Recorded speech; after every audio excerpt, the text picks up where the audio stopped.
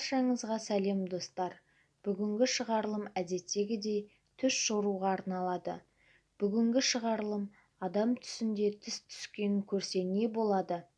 Көптеген түс жорушылар түсінде тіс түсу туралы былай жорыған.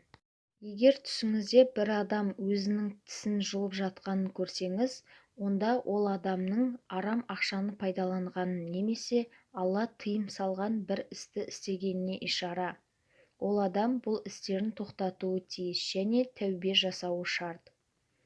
Ибн Сириннің айтуынша, түсіңізде тісіңіз түссе ақшаның келетіндігіне немесе басыңыздағы қайғының кететіндігіне ишара деген.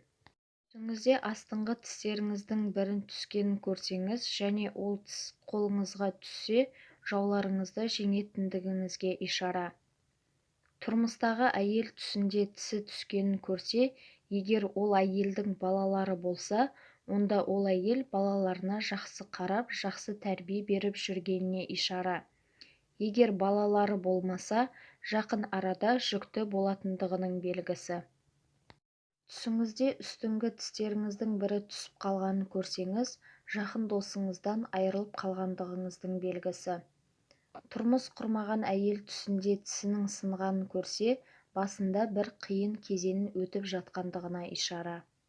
Сондай-ақ тұрмыс құрмаған әйел алдыңғы тістерінің түскенін көрсе, жақын бір адамнан айырылғандығының белгісі.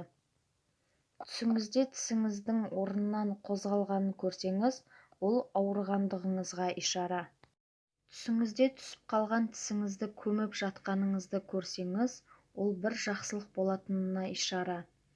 Түсіңізде барлық тісіңіз түскенін көрсеңіз, өміріңіздің ұзақ болатынына ишара.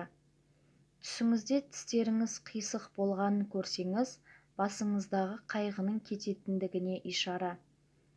Түсіңізде тістеріңіз бірінен бірі ұзын болса, ұрыс болатындығының белгісі.